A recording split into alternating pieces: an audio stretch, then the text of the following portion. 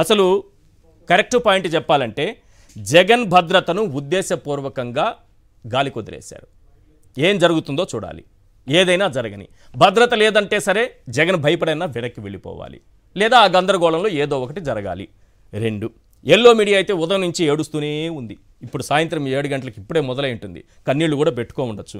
అసలు అక్కడికి వచ్చింది జగన్ కోసం వచ్చింది రైతులే కాదట, వాళ్ళు ఎవరో వైఎస్ఆర్సీపీ కిరాయిలంట. అంటే ఇది ఎలా ఉందంటే చంద్రబాబు నాయుడు గారు ఇచ్చిన 20,000 పెట్టుబడి సాయంతో రైతులంతా హ్యాపీగా ఉన్నట్టు, మిర్చికి మంచి గిట్టుబాటు ధర వచ్చి సంతోషంగా అందరూ హాయిగా దిండు తల కింద పెట్టుకొని నిద్రపోయినట్టు, ఒక నలుగురిని తీసుకుని చెప్తున్నారు, మాకు 20,000 పెట్టుబడి సాయం అవసరం లేదు, మాకు పంటల బీమా అవసరం లేదు, మాకు ఎరువులు లేకపోతే పురుగు మందులు ఇవేమీ అవసరం లేదు, ఆర్బీకేలు అవసరం లేదు, చంద్రబాబు నాయుడు గారు ఉంటే చాలు. వాళ్ళ మిర్చి రైతులు అలాంటి కిరాయిల్ని తీసుకొచ్చి నలుగురిని మాట్లాడిస్తున్నారు. రెండోది, ఎల్లో మీడియా ఏమో కిరాయిలో అంటుంది. అచ్చెన్నాయుడు మంత్రి గారు మద్దతు ధర లభించడం లేదని జగన్ అబద్ధాలు చెప్పారు అని అంటారు. ఇదే విషయం పైన చంద్రబాబు నాయుడు గారు కేంద్ర వ్యవసాయ మంత్రికి లేఖ రాస్తారు. జగన్ ది గ్రేట్, చంద్రబాబు నాయుడు గారి లేఖలో చాలా క్లియర్గా కనిపిస్తోంది ఏంటంటే జగన్ ది గ్రేట్, నాకు చేత కావటం లేదు రైతులను ఆదుకోవటం. నేను మొత్తం తర్వాత చదివి వినిపిస్తా. చంద్రబాబు నాయుడు గారు రాసినటువంటి లెటర్ కేంద్రానికి, నాకు చేత కావటం లేదు, మా పరిపాలనలో రైతులు అష్ట కష్టాలు పడుతున్నారు, కేంద్రం ఆదుకోవాలి. అదే జగన్మోహన్ రెడ్డి గారి హయాంలో హాయిగా గుండెపైన చేతులు వేసుకొని నిద్రపోయారు, మంచి మద్దతు ధర దొరికింది వారికి, పంటల దిగుబడి బాగా ఉంది.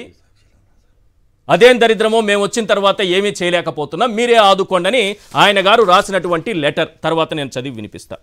ఇక రాధాకృష్ణ గారు కన్నీళ్ళు అయితే మామూలుగా లేవు, TV5 నాయుడు గారి కన్నీళ్లు మామూలుగా లేవు. రైతుల కోసం జగన్ వెళ్ళిపోయాడు, రైతుల కోసం జగన్ వెళ్ళిపోయారు. అట్లెట్లా పోతారు? ఎన్నికల కోడ్ ఉంది, ఎన్నికల కోడ్ ఉంటే వెళ్ళిపోతారా? ఈయన పైన కేసు పెట్టాలి అర్జెంటుగా. మీకు అర్జెంటుగా కేసు పెట్టడము, ఎన్నికల కోడ్ ముఖ్యమే కానీ మిర్చి రైతుల కష్టాలు కన్నీళ్లు ఇవి కావు. మీరు హ్యాపీగా జీవిస్తే చాలు. మిర్చి రైతుల జీవితాలు ఏమైపోయినా పర్వాలేదు. ఇంకా చెప్పాలంటే మ్యూజికల్ నైట్స్ పెట్టుకొని Chandrababu, CM, deputy CM Pawan Kalyan, మంత్రి లోకేష్, ఇతర మంత్రులు, నాయకులు అందరూ మ్యూజికల్ నైట్ అంతా ఎంజాయ్ చేయొచ్చు. దీనికి రాదు ఎన్నికల కోడ్. మిర్చి రైతుల కష్టాలు తెరుచుకోవడానికి గుంటూరు మార్కెట్ యార్డ్కి వెళ్తానని జగన్మోహన్ రెడ్డి గారు అంటే అప్పుడు గుర్తుకొస్తుంది మనకి ఏది? ఎన్నికల కోడ్. దట్ ఈజ్ మన ఎల్లో మీడియా. మ్యూజికల్ నైట్లు చేసుకోవచ్చు మనం విజయవాడలో, మిర్చి రైతుల కన్నీళ్లు మాత్రం తొడవకూడదు.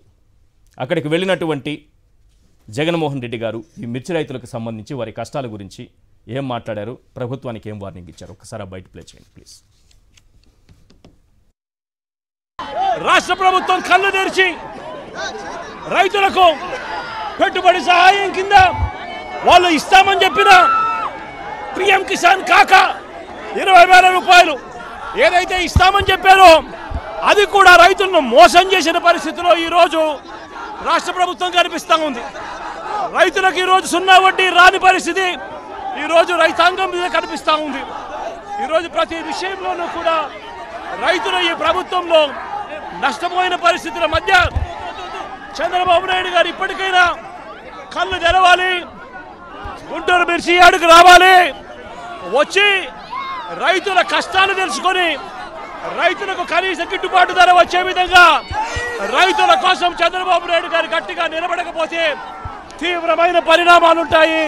రాబోయే రోజుల్లో రైతుల తరపున చంద్రబాబు నాయుడు గారిని హెచ్చరిస్తా ఉన్నాం. ఈరోజు ఇక్కడ కూడా పరిస్థితి ఏమిటి అంటే 4 ప్రధానమైన అంశాలు. 1, జగన్ భద్రత గురించి మాట్లాడుకుందాం. గతంలో రషీద్ హత్య జరిగిన తర్వాత ఆ కుటుంబాన్ని పరామర్శించడానికి జగన్ వెళుతున్నప్పుడు భద్రతలో ఏ విధమైనటువంటి డొల్లతనం బయటపడింది, ఎటువంటి డొక్కు వాహనాలు కాన్వాయ్లు ఏర్పాటు చేశారనేది 1. మిర్చి రైతుల కష్టాలు మాట్లాడుకుందాం. వంశీ అరెస్టుకు సంబంధించి సీసీ కెమెరాలకు సంబంధించినటువంటి వీడియో రిలీజ్ చేసినటువంటి కొల్లు రవీంద్ర గారు తప్పులో కాలేశారు, పప్పులో కాలేశారు. దానికి సంబంధించి చాలా ఆధారాలు ఉన్నాయి. అసలు ఆ వీడియో చూపించి మరీ మీకు చెప్తాను, దాని గురించి మాట్లాడుకుందాం. టీటీడీ బోర్డు మెంబర్ నరేష్ గారట వెంకటేశ్వర స్వామి కీర్తనలు వినపడాల్సిన చోట, గోవిందనామ స్మరాలు వినాల్సినటువంటి చోట ఆ నామస్మరణ మాత్రమే మనకు వినిపించాల్సిన చోట బూతులతో మహాద్వారం దగ్గర ఉద్యోగి పైన రెచ్చిపోయారు. మొన్నటికి మొన్న పుష్కరిణిలోకి ఒక బోర్డు మెంబర్ని అనుమతించలేదని ఉద్యోగం బీకేశారు. ఇప్పుడు ఇదే బోర్డు ఇంకొక బోర్డు మెంబరు, అందులో ఉన్నటువంటి ఇంకో మెంబరు ఉద్యోగి పైన భక్తులు చూస్తుండగా ఎదురుగా వెంకటేశ్వర స్వామిని పెట్టుకొని పైకి మాత్రం వస్త్రాలు అద్భుతమైనటువంటి సంప్రదాయ వస్త్రధారణతో వస్త్రాలు ధరించి బూతులు మాట్లాడారు. మొత్తం వినిపిస్తా.